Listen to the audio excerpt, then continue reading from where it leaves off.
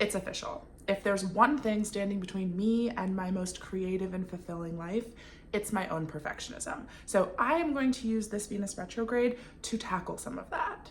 When I approach a blank page with the desire to create something, whether I'm holding a paintbrush or my hands are hovering above the keys of my laptop, I am afraid of what I'm going to make.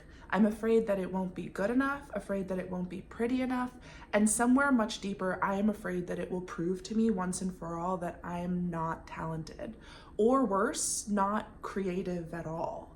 But every book on creativity that I have ever read has told me that this is not true, and I trust that. Also, I trust myself. I trust the desire to make things. I trust that 5-year-old version of me begging for art supplies. I trust the 10-year-old version of me sneaking into my sister's bedroom to play with her makeup. I trust the 15-year-old version of me who fell in love with creative writing because it was an outlet for the stories that were already living inside of me. I know I'm creative. So why am I so afraid?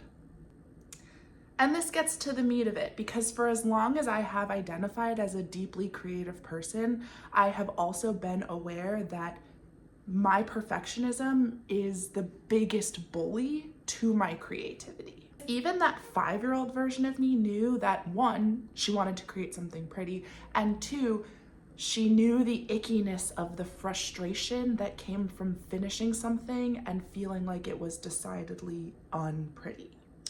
But let's rewind, because I am an astrologer and I know this is a Venus problem. Hi, I'm Allie. I usually make astrological content, but this is going to be a little different, a little more vulnerable, and if I'm being honest, I am afraid. Venus is the planet of beauty, creativity, connection, what we value, what attracts us, but also what repels us. And right now, Venus is retrograde.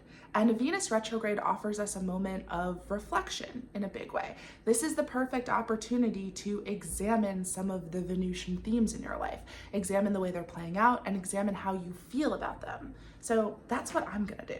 Retrogrades offer us the chance to reconsider, revise, redo, and renew. So with this Venus retrograde, I am renewing my subscription to my own childlike creativity without the pressure to make something that I like. I am tackling this perfectionism. It's just time. And so for me, that meant finding a new medium, and I picked a particularly retrograde-y one, in my opinion, collage. And I'm making 40 collages for the 40 days of Venus retrograde.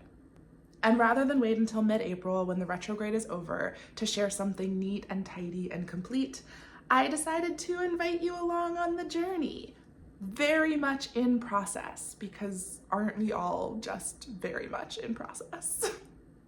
So that brings us here, 10 days into Venus's retrograde, and it's been a long time coming, but this journey actually started because I originally set off to create a painting.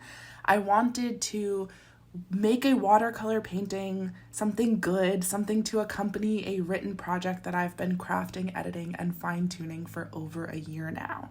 And with 12 scrapped drafts, I turned to a blank notebook, a folder of magazine cuttings that I've been collecting for years, and the most recent draft of my written piece, printed out and scribbled all over with pink ink. Suddenly, I was collaging. Once upon a time, I could be this free with my writing and with my painting. And maybe this is controversial, but I think the hardest thing my creativity has ever encountered was the reality that I can actually make something good, something that I like, maybe even something other people like too. And that has been the beginning of the end for me with pretty much every medium I've ever stuck with for any length of time. But rather than see my progress as a curse, I want to see it as just that, progress.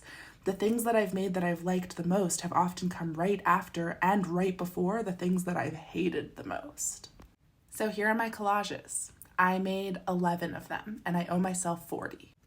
Even if that's 40 things that I find kind of ugly, even if I get glue on every single one of them, even if I tear the paper in a particularly unaesthetic way, and even if I look back at each of them and think I should have put that little piece of paper anywhere else.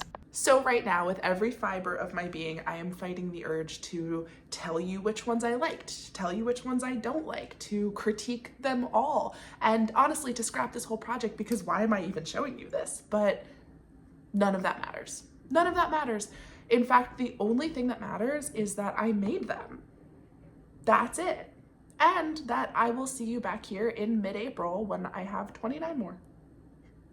Thanks for joining me.